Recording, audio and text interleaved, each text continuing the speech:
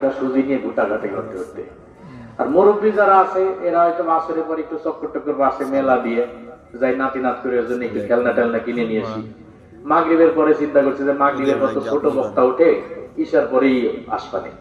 ঈশার পরে আবার দেখছি যে হালকা শীত শীত পড়ে গেছে, আমারও তো একটু বাতের সমস্যা, যাই শুয়ে পড়ি। পরে ইউটিউবওয়ালারা যদি ভিডিও করে সারি ওই ইউটিউবে থেকে শুনে নিবা। দেখা গেছে এরকম গড়িমসি করতে করতে মাহফিলের হকটা আদায় করে না, কিন্তু বাড়িতে ঠিকই পিঠে খাওয়ার হকটা আদায় হয়ে গেছে। এই কারণে মাহফিলের দিন আশপাশে কেউ আত্মীয় স্বজন পিঠে খাওয়ার জন্য দাওয়াত দিবেন না। মাহফিলের দিন মানে উত্তম ইবাদত এটাই মাহফিলের বয়ান শোনা। আজকের দিনের জন্য আপনাদের এলাকার সবচেয়ে দামি ইবাদত এটাই, এই মাহফিলে এসে বয়ান শুনবেন।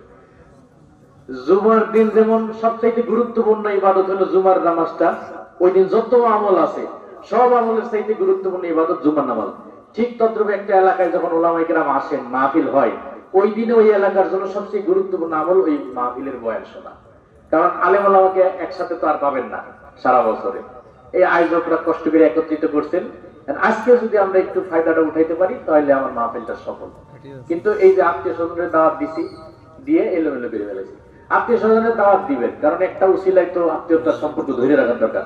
কিন্তু মাহফিলের দিন আয়োজন করবেন না, বলবেন যে বিয়ে নাইছেন ভালো কথা, আজকে উয়াজ শুনতে যান, আজকে বাড়ি কোনো পাক শাক হবে না, কালকে পাক করবো, আজকে উয়াজ শুনে আসেন। তাইলে দেখবেন যে আপনার বিয়ে চিন্তা করবে যে আজকে যেহেতু বিয়ে বাড়ি খাওয়ার নাই, যাই দুটো বয়ান শুনে আসি, সেও আইসে বয়ানে মনোযোগ হবে। এই একটা বিষয়। আর দ্বিতীয় বিষয় হলো আমরা এখন আসি বয়ান শোনার জন্য না, বক্তার ভুল ধরার জন্য।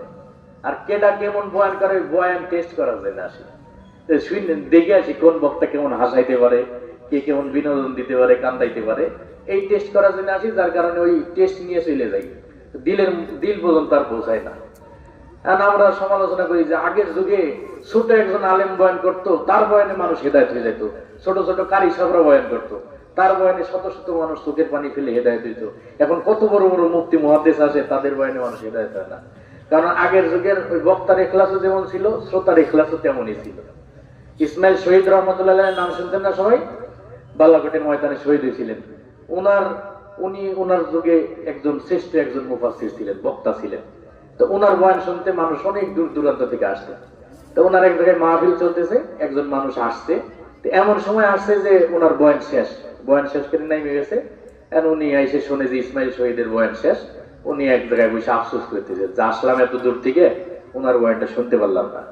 ইসমাইল শহীদ রহমতুল্লাহ বললেন যে ভাই এদিকে আসেন, আপনি আফসোস করেন কিসের জন্য?